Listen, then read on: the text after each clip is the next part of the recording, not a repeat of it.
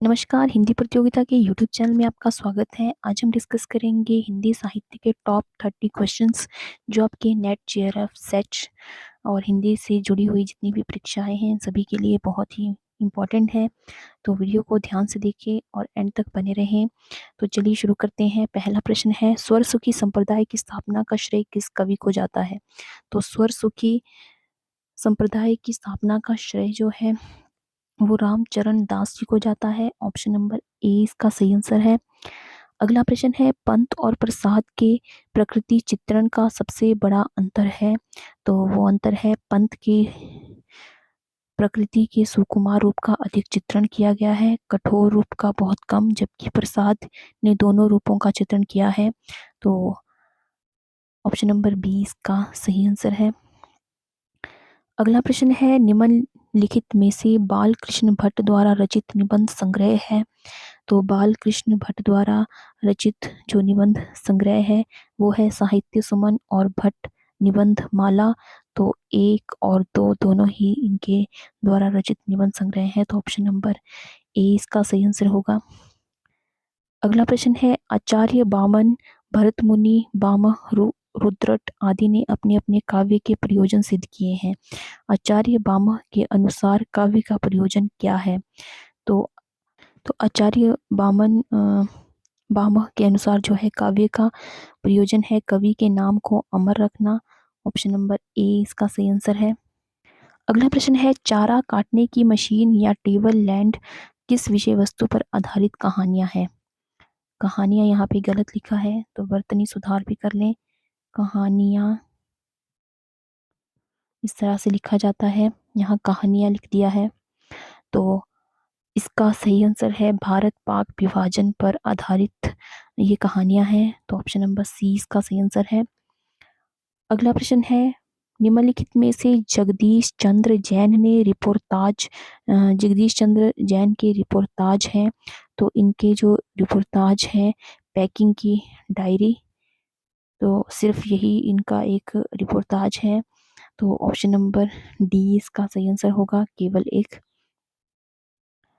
अगला प्रश्न है, वस्तुतः वे पहले व्यक्ति हैं जिन्होंने आचार्य शुक्ल की अनेक धारणाओं और स्थापनाओं को चुनौती देते हुए उन्हें सबल प्रमाणों के आधार पर खंडित किया। जहाँ तक ऐतिहासिक चेतना व पूर्व परंपरा के बोध की बात है, निश्चय ही आचार्य द्विवेदी हिंदी के सबसे अधिक सशक्त साहित्यकार हैं। यह कथन किसका है?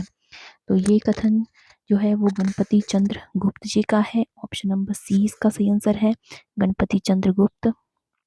अगला प्रश्न है, हरिवंश राय बच्चन की रचनाएं नहीं हैं। तो हरिवंश राय बच्चन की जो रचनाएं हैं तो दो चट्टाने, एकांश, संगीत मिलन, यामिनी, ये सभी इनकी रचनाएं हैं। तो स्वप्न भंग जो है वो इनकी रचना नहीं है। तो ऑप्शन नंबर दो इसका सही आंसर है। अगला प्रश्न है, भारतेंदु द्वारा निकाली गई पत्रिकाएं हैं।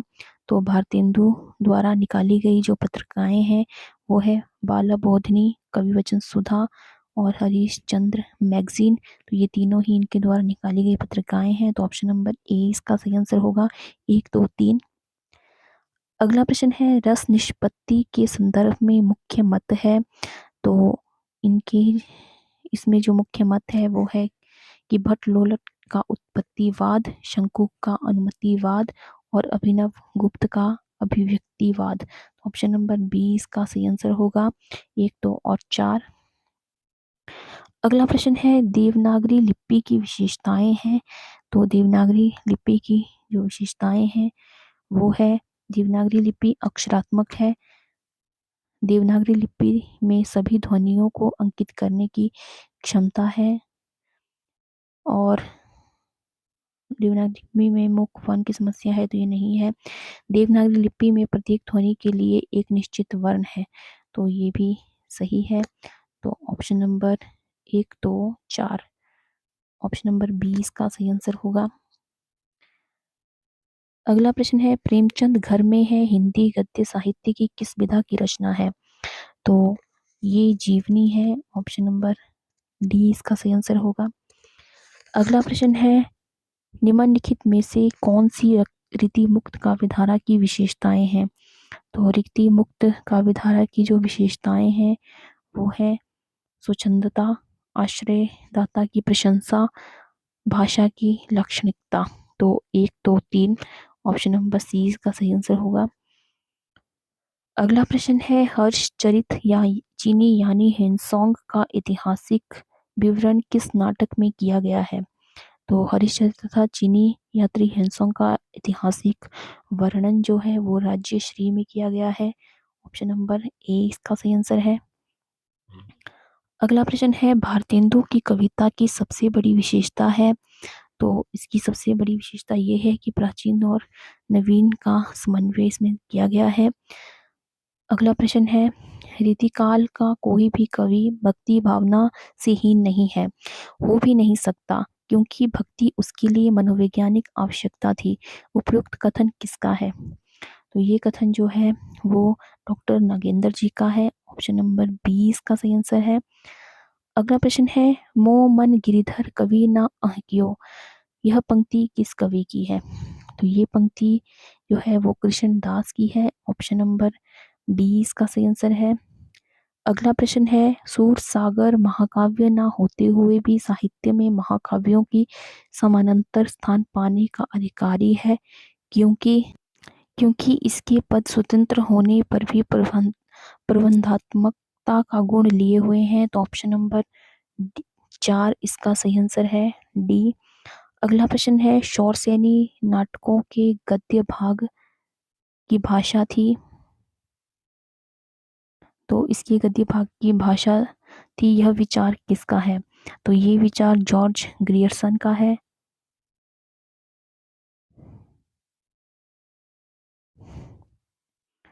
अगला प्रश्न है नैना अंतरी आव तो ज्यों हो नैन झपके ओम ना हो देख और कुं नाम तुझ देखन देऊं कबीर रेख सिंदूर की काजल दिया न जाई नैनुम रमिया रमी रोहा दूजा कहाँ समाई।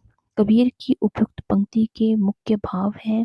तो इसके जो मुख्य भाव हैं वो है प्रभु मिलन के लिए व्याकुलता, प्रेम की अनन्यता और दाम्पत्य प्रेम की व्यंजना। तो 1, 2, 3 ऑप्शन नंबर ए इसका सही आंसर होगा। अगला प्रश्न है प्रिय संगम कौ निछड़ी प्रिय हो परोख हो केव मई बिनबी बिनासिया निछ ना एव ना तेव। यह पंक्ति इन पंक्तियों का अभिप्राय है। तो इन पंक्तियों का अभिप्राय यह है कि प्रिय के वियोग में भला कैसी नींद आएगी। नायिका दोनों ही स्थितियों में दुखी है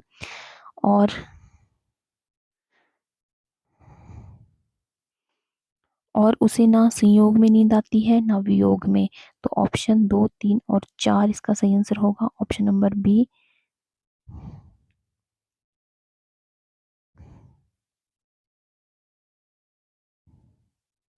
अगला प्रश्न है लक्ष्मी नारायण मिश्र के संबंध में कौन सा कथन सत्य है?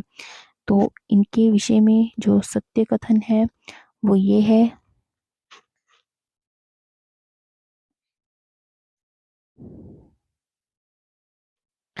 है कि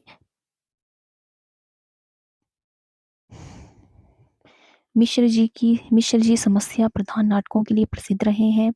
मुक्ति का रहस्य, राजयोग, सिंदूर की होली मिश्र जी के नाटक हैं। और प्रेम विवाह, काम, दाम्पत्य जीवन उनके नाटकों का विषय वस्तु रहे हैं। और सन्यासी में उन्होंने विदेशी शासकों की छल कपट पूर्ण नीति व गांधी के असहयोग को विषय वस्तु बनाया है। तो ये चारों ही कथन सत्य है इनके विषय में। तो ऑप्शन नंबर सी इसका सही आंसर होगा। अगला प्रश्न है तन मन सेज करें दाहो सब कहम चंद भयो मोही राहो चहु खड लागे अंधियारा जो घर नाही कांत प्यारा अबहु निठुर आव यही बारा परव दीवारी होई संसारा सखी झूमक गाँव अंग मोरी हो झुराव बिछुरी मोरी चोरी। उपयुक्त पंक्तियों में निठुर का संबंध किससे है? तो इसमें निठुर का संबंध जो है वो प्रियतम से है।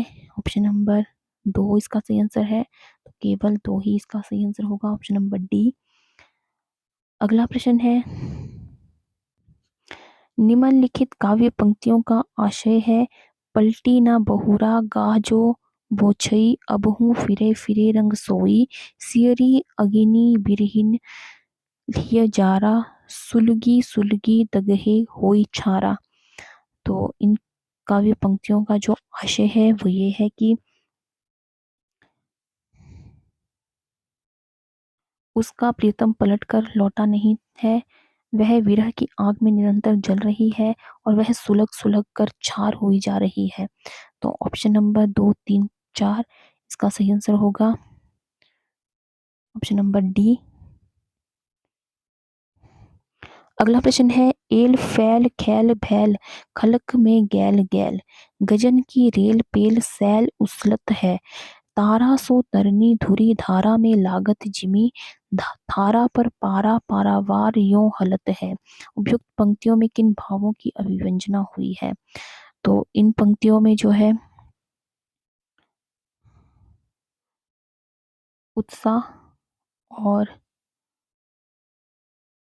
उत्साह और विनय की जो है अभिव्यंजना हुई है। सॉरी, उत्साह और सजीव चित्रण जो है इसमें हुआ है। तो ऑप्शन नंबर 20 का सही आंसर होगा 1 और 4। अगला प्रश्न है, घन आनंद जीवन मूल सुजान की कौंधन हूं ना कहूं दर से सू ना जानिए धो कित छाए रहे दृग चातक प्राण तपे तर से बिन पावस तो इन थ्यावस हो न सो क्यों करी ये अवसो पर से बदरा वरसे ऋतु में घरी के तिन्ही आँखियां उगरी वरसे। दूसरी पंक्ति में घनानंद क्या कहना चाहते हैं? तो दूसरी पंक्ति में घनानंद जो है वो ये कहना चाहते हैं कि सुजान रूपी बादल ना जाने कहाँ छिप गए हैं और प्राण रूपी चातक उसकी विरह में व्याकुल हो रहे हैं। तो 1 और 3 जो है सही है, ऑप्शन नंबर डी इसका सही आंसर होगा। अगला प्रश्न है, प्रिय प्रवास में प्रकृति चित्रण से संबंधित विशेषताएं हैं। तो प्रिय प्रवास में जो है प्रकृति चित्रण से संबंधित जो विशेषताएं हैं वो ये है कि प्रकृति को मानवीय भावनाओं का अंग बनाया गया है। पवनदूती प्रसंग में मानवीकरण का प्रयोग किया गया है। वृक्षों लताओं आदि का वर्णन उनके गुण रूप रंग आदि के आधार पर किया गया है। तो ऑप्शन नंबर 20 का सही आंसर होगा 2, 3, 4। अगला प्रश्न है, कौन सा कवि रीतिमुक्त काव्यधारा के अंतर्गत नहीं आता? तो रीतिमुक्त काव्यधारा के अंतर्गत जो कवि नहीं आता है वो है रसनिधि।